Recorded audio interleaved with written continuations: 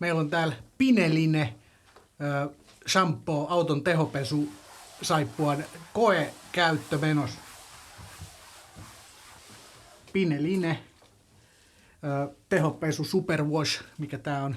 Tätä saa ihan Tokmannilta esimerkiksi, aika monesta paikkaa löytyy Pineline Superwash tehopesu. Tätä saa myös 4 litrasena. Mun piti ostaa 4 litraa, mutta Sysmän Tokmannilla nyt ei vaan ollut, niin valitettavasti joutuu ostamaan litran pönikän. 10 maksoi toi litra. 4 litranen maksaisi 16 €. Niin. Mutta Pineline on monet karavaanarit varsinkin kehunnut, että tehoaa sammaleeseen just ja tämmöiseen vaikeaa likaa, mitä asuntoautojen katoille ja sivuille tulee. Ja meillä on tässä Hymerin takaikkuna, että kun sitten takakeittiö on nyt remontoitu, niin otettiin takaikkuna irti. Vaihdetaan sinne massat tietysti. Niin tää sisäpuolen kasetti pessää, niin kuin ollaan noin kaikki kasetit pesty aina, kun ollaan ne irrotettu nuo ikkunat, niin Sofia tässä pesee ja ilmeisenkin tehokasta näyttää olevan. Vai mitä, Sofia? Tykkäätkö? Onko hyvä? On, ne lähtee hyvin liikaa. Niin siellä on oikein tumma, musta pinttynyt lika, mitä tuossa oli tuolla reunoilla lähtee. Ja sitten toi toinen rulla oli jumissa. Se ei oikein imennyt tuota verhoa niin kuin sisään. Niin meillä on täällä ammeessa vettä, niin siellä ja sitten pesuainetta. Niin sitä kun vähän liotti tuolla pesuaineessa, niin se alkoi rulla toimimaan ja nyt se imee hyvin toimii rullat molempiin suuntiin. Et jotain mönjää se sieltä irrotti aika hyvin. Ja kyllähän tosta aivan kuin uuden näköinen tulee, että tää oli nyt tämmönen koepesu, että Hymerissähän on sitten sammalta ihan niin, että riittää katolla ja konepellissä ja monessa paikkaa, niin tässä nyt kun tulee pesun vuoro, se nyt ei ole ensimmäisenä to-do-listalla, kuten varmaan arvata saattaa, mutta sitä kyllä koitan seuraavaksi sitten käyttää, kun pestään Hymeri, niin sitä koitetaan. Ja ainakin tämän perusteella niin luotto on erittäin hyvä. Tämähän on siis jotenkin ehkä jopa luontoystävällistä tällaista, että siinä mielessä on mäntyöljy saippua. Miten tämä eroaa perusmäntysuovasta, mäntynestesaippuasta, niin aina, mä yritin vähän tutkia, mä en oikein saanut selkoa, mikä ero tällä on, mutta muuta kuin se, että tämä on pH 10,3, kun mäntysuopa on jotain 9. Että on aika paljon vielä emäksisempää kuin mäntysuopa. Ja se taitaa olla se tämän teho, mihin se teho perustuu, on toi erittäin emäksisyys. Ja sitten se, että tämä ei pilaa mitään butyylejä eikä mitään kumitiivisteitä, että tämä on niin kuin hellävarainen, mutta hemmetin tehokas. Että siinä mielessä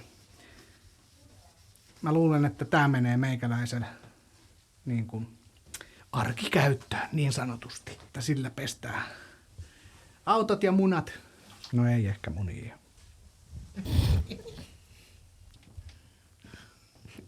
Joo, nyt pikku tauko.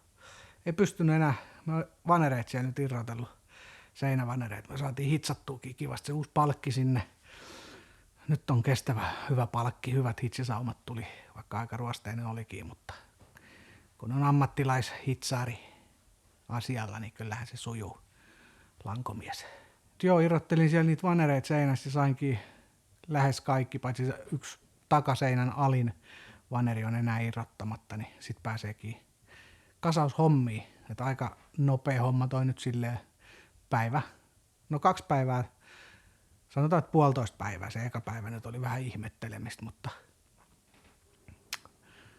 tämän päivän aikaa hitsaukset ja vanerit irti. Ja hitsaukset paikalle ja vanerit irti, niin päässään alkaa kasailemaan. Mutta nyt piti ottaa tauko, nimittäin mun kyynärpää. Kun mä soitan kitaraa, niin mulla on ollut nuoresta saakka, niin jännetupin tulehdus tulee herkästi tuohon ranteeseen, ja kyllä kitaran soitosta. Mutta nyt ei ole ennen ollut, nyt on kyynärpää. Jumalauta, että on kipeä. Se heijastaa tuohon hauikseen ja sitten tuohon niin käsivarteen tuohon ranteeseen päin. Aivan helvetin vihlova kipu, en tiedä. Pitää ottaa Dr. Pepperia pieni lepotauko, jossa vaikka tästä helpottaisi. No niin. Kello on 4 iltapäivällä. Mä joskus 11:30 aikaa aloitin tänään. 4-5 tuntia tässä tuhereltu tänään ja nyt on palkki hitsattu tosiaan. Seinävanerit, mädät vanerit irrotettu. Nyt aletaan sitten asentaa uusia vanereita. Mikäs vaneri tää on? No tää on joku koristevaneri, ei sitä voi käyttää. Mä en tiedä jäikö multa nyt hirveästi ylimääräistä sitä vaneria noista Alkovin laitteluista. On sit jokunen pala sitä on, mutta ei taida ihan kaikkialle riittää, mutta joistain jämäpaloista mä ton rakennan. Byggmaxin 3,6 millistä vaneria, samaa mitä näissä muissakin seinissä on käyttänyt. Tossahan on pian kaarevuus tossa takaseinässä, niin se kaareutuisi helposti. Mä en tiedä minkä takia tuo on tehty 3 eri vanerin palasta. Et siinä on niinku alaosa, sitten on tuollainen kapea keskiosa, sitten on toi yläosa. Mä en tiedä miksi on tehty tolleen, että kyllähän toi vaneri mitä siinäkin on käytetty niin helposti taipuisi kyllä. En tiedä, mutta no, jos mä teen tommosista samoista paloista, niin eipä se ainakaan sit kimmota irti itseään sieltä. Mut joo, ihan suht nopea päivän homma. Sanotaanko, eilenhän me purettiin toi keittiö, siis noi kaapistot, alakaapistot purettiin eilen.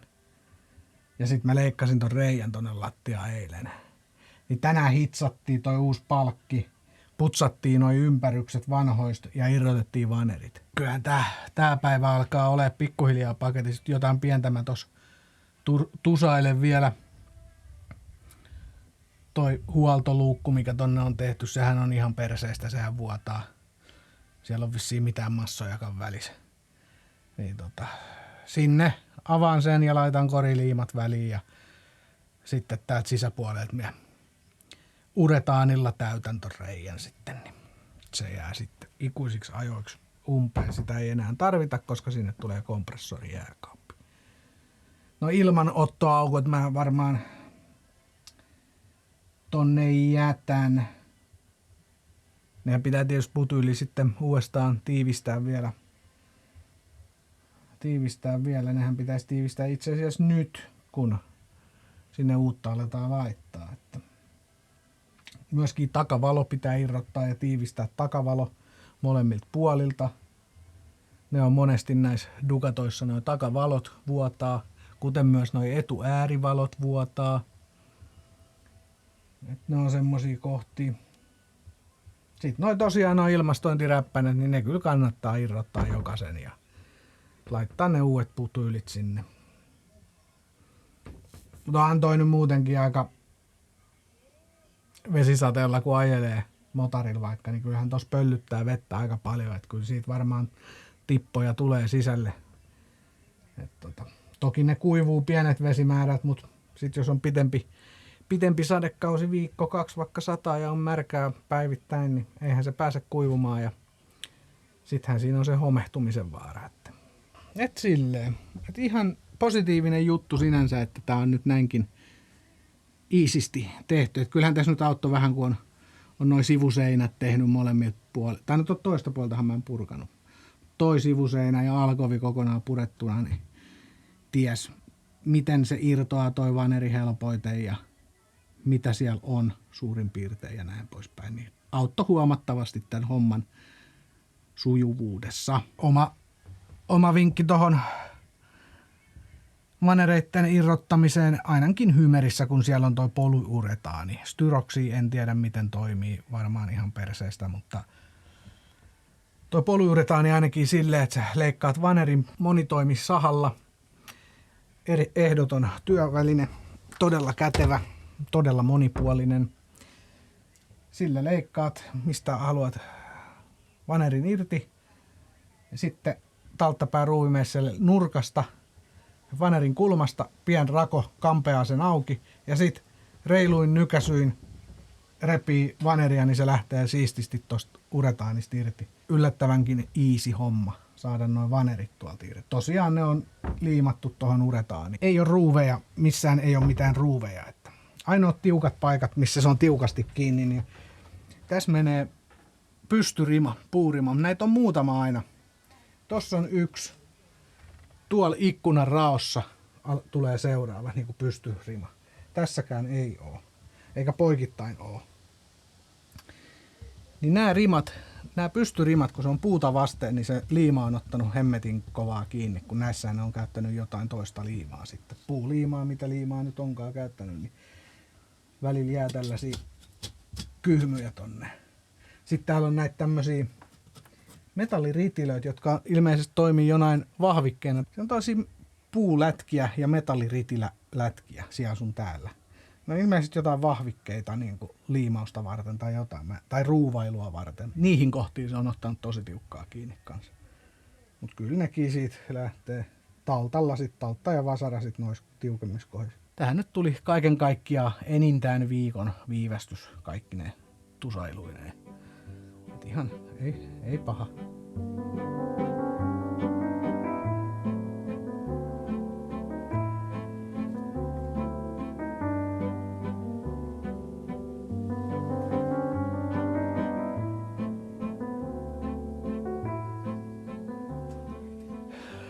Tämähän oli nyt yön aikaan sit tippunut tää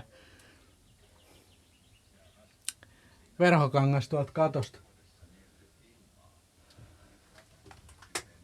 Joo, en tiedä. Varmaan on pihistellyt tuolla liimalla. En tiedä. Mut joo, toi köysi on kyllä kiva yksityiskohta. Peittää kiva, se on kiva tollanen tarpeeksi paksu se pienet virheet ja noi saumat peittää ja tulee tosi kivan näköiseksi. Mä itse tykkään kyllä. Pohjavanerihan tonne sänkyyn vielä pitäisi ostaa. 6,5 millinen vesivaneri. Sen mä tonne taian sängyn pohjaksi länttästä. Kiinnityksestä en sitten tiedä. Kiinnitänkö? Millä kiinnitän? Kiinnitänkö millään? Tehdään tästä nyt nämä muut hommelit ensin. Miten te saitte sen pois? Minkä? Nyt mä poistin sen pankin. Se on tuolla alla.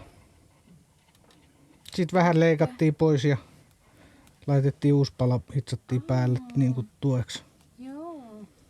On se nyt paljon vahvempi kuin alkuperäinen.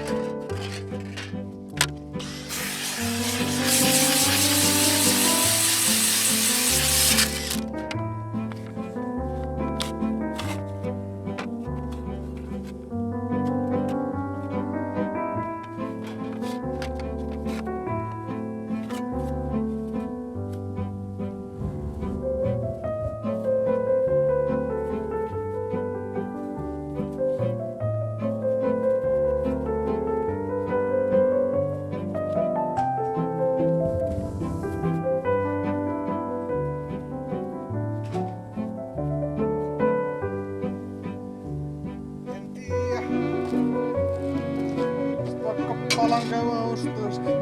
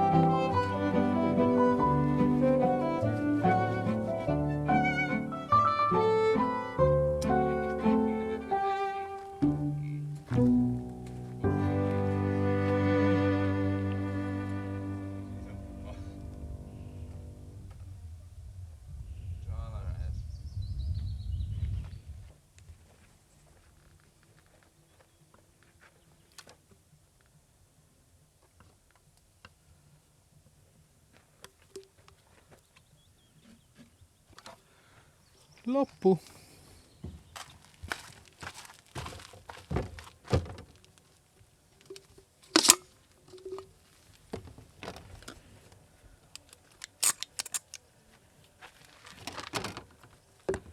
Massaa. Mitä? Kato, kaksi vyrtin harmaata massaa, niin pian väriero.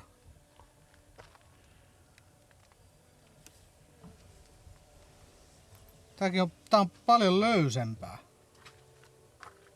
Oli toi aiempikin löysää, mutta ei nyt näin löysä. Tää on ihan tällaista biltemakamaa.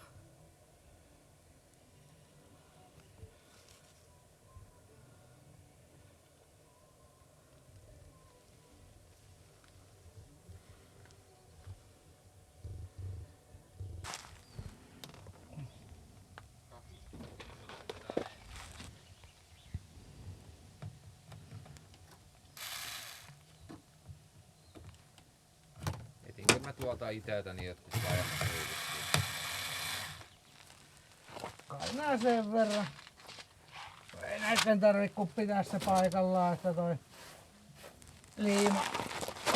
liima kovettuu.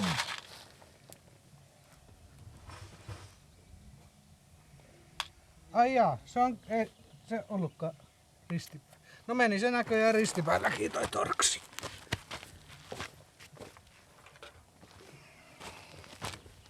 Joo.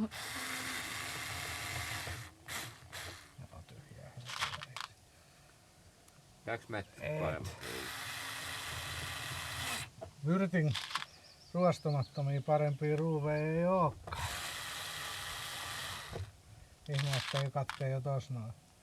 Pelkästä ajatuksen voimasta noin kannat.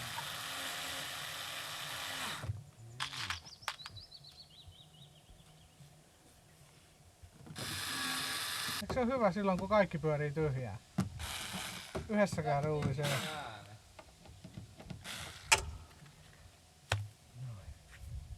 En mä tiedä.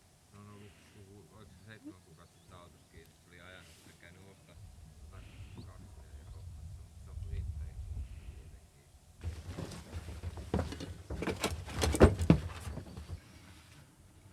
Safety is the number one priority. Jollahan toi pitää nyt suojata toi uusi tai vanha sekä uusi pinta, noin vanerit tuolta auton alta, reunoilta sekä noi hitsatut paikat, uudet palkit, vanhat ruosteiset palkit ja varsinkin puut, niin se millä mä suojaan perinteitä kunnioittain. Veneterva, puuterva, terva, kyllä, terva. Kyllä, ai että, siis mä rakastan tätä tuoksua. Ai, ihan kuin tervasnapsi. Joo, tätä vaan. Ja mä laittelen tätä sitten tunteella. Tätä tulee ja paljon. Mä lääpin tätä tonne joka paikkaan niin, että ympärillä olijat haistaa, että mä olen tullut in the hoods. Ja sitten takana ajajat voi tuoksutella. Tuolla Espanjan aavikoilla sitten ihmeissä, että kun suomalainen tuli terva-autolla tänne meidän tiluksille. Joo, terva, kyllä, tervaa. Mä laittelen tonne sudin tervaa joka paikka. Täällä alkaa nyt satamaa ja mä tuossa vähän tiivistelin noita hommia. Ja täällä on taas ampiainen. Mistä saatana näitä tulee? Luulen, että tänään nyt alkaa satamaa. Mä laitoin tuossa jo kattoikkunat kiinni ja sivuikkunat kiinni ja näin poispäin. Ja niin se on lähtevä syömään vähän toskakakkua ja juomaan kahvia. Saatanan ampiaiset. Hei, yksi juttu. Miksi mä vihaan näitä MPK-kattoikkunoita? Siksi, koska tää kun on auki tää ikkuna, tänne lentää roskaa, puunlehtiä, muuta. Sitten kun tässä aukeaa tää hyttysverkko näin, tän takia Varsinkin jos tää on sängyn yläpuolella, niin aiku on kiva, kun tää tälle kulkuuset. Niin, tän takia mä vihaan tätä. Kaikki roskat tulee saatana syliin. Eikä tos nyt muutenkaan mitään hyvää. Noin vivutkin on ihan paskoja ja ne on halkeilee aina, noin natisee, kun niitä availlaan silleen vinottaa. Ja... Ei hyvä. Kyllä mä eniten tykkään siitä Fiamma Vent, missä on semmoinen rullattava ja se aukeaa näin. Sitä saa myös silleen pikkusen vaan rako silleen auki. Esimerkiksi sängyn yläpuolelle täydellinen. Siinä on integroitu kiinteä hyttysverkko, jossa se rulla on sitten tässä. Niin sun ei tarvitse hyttysverkkoa availla, vaan sä vaan rullaat sitä. Niin se on sängyn yläpuolella esimerkiksi paras. Siellä voit rullailla ja ei tule paskat päälle sitten. Ja sitten sen saa yöksi ihan pikkusen raolleen, kun sitä saa silleen pikkusen vaan. Niin se on just hyvä. Yöksi jättää pikkusen raolleen. Niin tällaista et saa, kun se aina aukeaa joko toinen pää tai molemmat. Niin se on aina niin kuin, se on vähän huono. Eikä näin nyt niin halpojakaan ole kyllä, että Fiamma Ventin saa jo 70 euroa, 75 euroa. Niin vai oliko se nyt 90?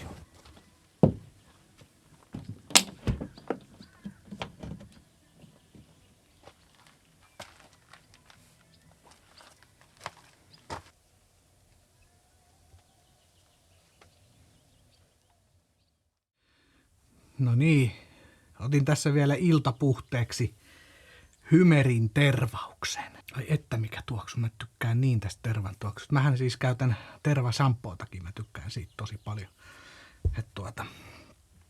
Ai että, toihan pysyy pitkän aikaa vielä toi tuoksu. On erittäin miellyttävä, mä tykkään. Moni ei varmaan tykkää, mutta mä tykkään. Joo, toi nurkka on nyt tervattu ja se nyt siinä imeytyy ja kuivahtaa, nahkottuu. Toi alapalkki, mä ruostesuojasin sen myös. No meidän uudet hitsauspaikat ja muut, niin tuolla tervalla. Ja nyt sitten kun ajelee, niin hiekkapölyt ja muut tarttuu siihen tulee erittäin hyvä suojakerros. Niin kyllä näin on. Perinnerakentaminen kunnia.